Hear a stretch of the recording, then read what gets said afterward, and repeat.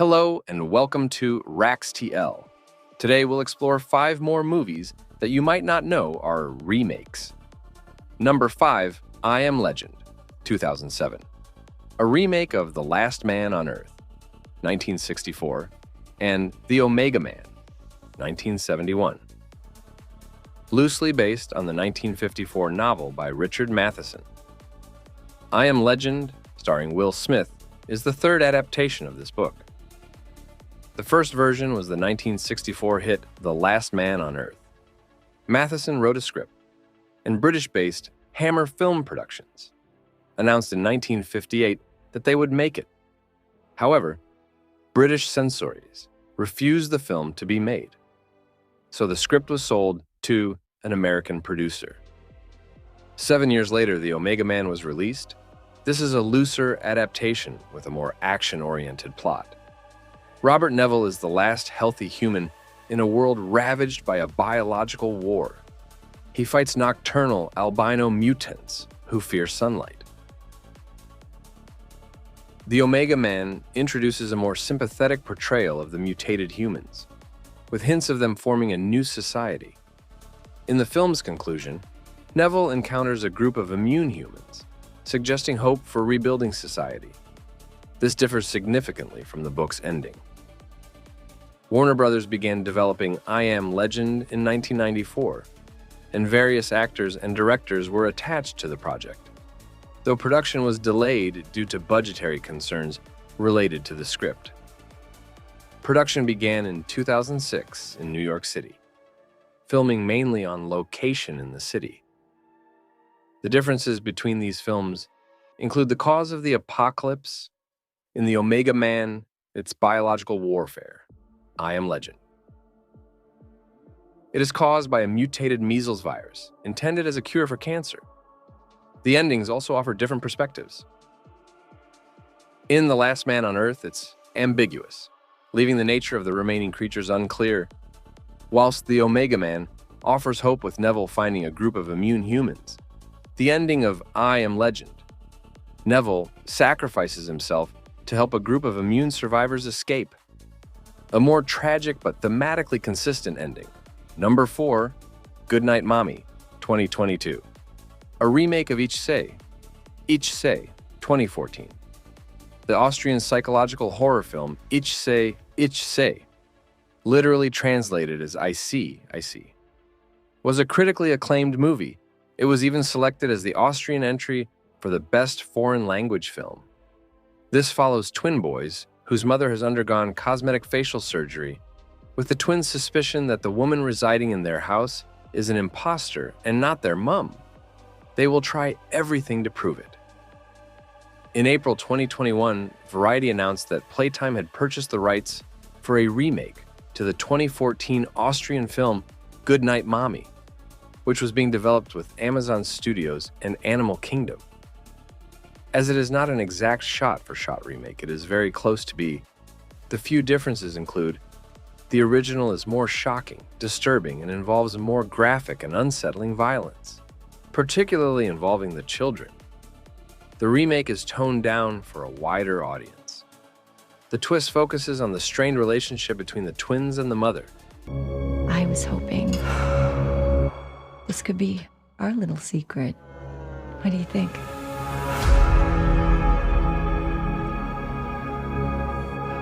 What do you think she looks like under there? House rules. No running or shouting in the house. The barn. And my bedroom. Off limits.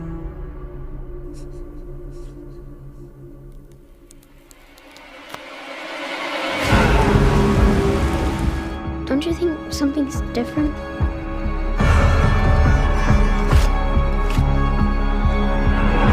I don't think that's our mother.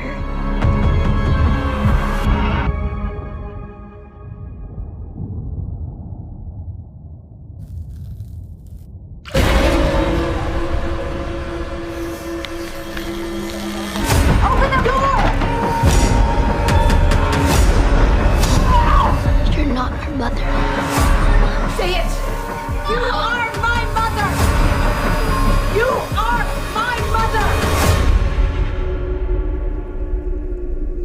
to love me someday.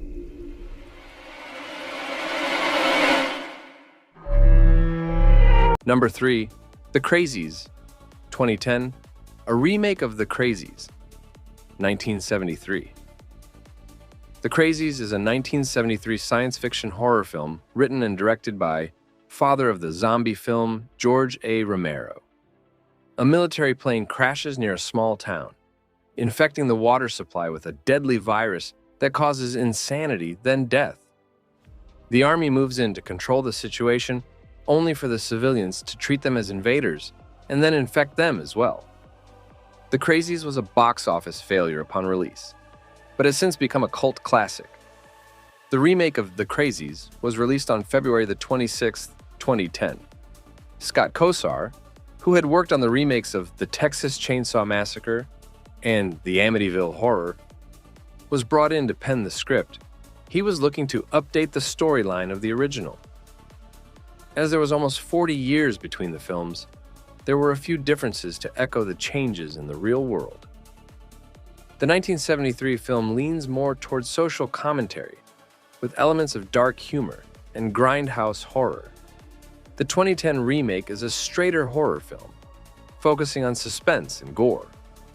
The original portrays the government as more blatantly authoritarian, with soldiers readily resorting to violence.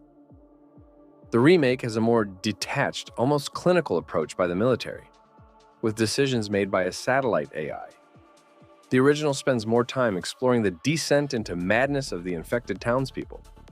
The remake focuses on the struggle for survival of the sheriff and his wife. The 1973 film explores themes of social control and government overreach. The remake dials back on these themes, focusing more on the horror elements. Number 2, Funny Games, 2007. A remake of Funny Games, 1997. Funny Games is a 1997 Austrian psychological horror film written and directed by Michael Haneke. The plot involves two young men who hold a family hostage and torture them with sadistic games in their vacation home. The same director made the shot-for-shot remake in 2007. But why bother with a remake? The original film was in German and didn't get the exposure Haneke felt it deserved. Remaking it in English opened it up to a much larger audience. A core theme of Funny Games is critiquing audiences' fascination with violence in movies. By presenting an almost identical film, Haneke challenged viewers to question if the language change made the violence any less disturbing. Number 1, The Wizard of Oz, 1939. A remake of The Wizard of Oz, 1925. The Wizard of Oz is a 1925 American silent fantasy adventure comedy film. This production, which is an adaptation of L. Frank Baum's 1900 novel, The Wonderful Wizard of Oz. The film departs radically from the novel upon which it is based, introducing new characters and exploits. Along with a completely different plot, the film is all set in a world that is only barely recognizable as the Land of Oz from the books. The film focuses mainly on one of 3 farmhands on Uncle Henry's farm. Another major departure from the book is that the Scarecrow, the Tin Woodman, and the Cowardly Lion are not actually characters, but are only disguises donned by the 3 farmhands after they are swept into Oz by a tornado. In an even more radical departure from the original book, the Tin Woodman is portrayed as a villain who betrays Dorothy, the Scarecrow, and the Lion. In January 1938, MGM bought the rights to L. Frank Baum's novel. The screenwriters were asked to ensure that the story stayed true to Baum's book. However, producer Arthur Freed was unhappy with their work, and during filming, Victor Fleming and John Lee Maheen revised the script further, adding and cutting some scenes. They completed the final draft of the script on October 8, 1938, following numerous rewrites.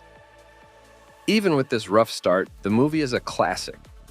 While the 1925 film wasn't a hit, the 1939 version became a cultural phenomenon, with iconic songs, characters, and a lasting impact on popular culture. The groundbreaking use of Technicolor brought the fantastical world of Oz to life in a vibrant way. The Wizard of Oz is known worldwide, and some experts named it the most influential film of all time. So there we have it. 5 more movies that you might not know are remakes. If you enjoyed this video, please subscribe and hit the like button. And let the team at RaxtL know what your favorite movie remake of all time is in the comments below.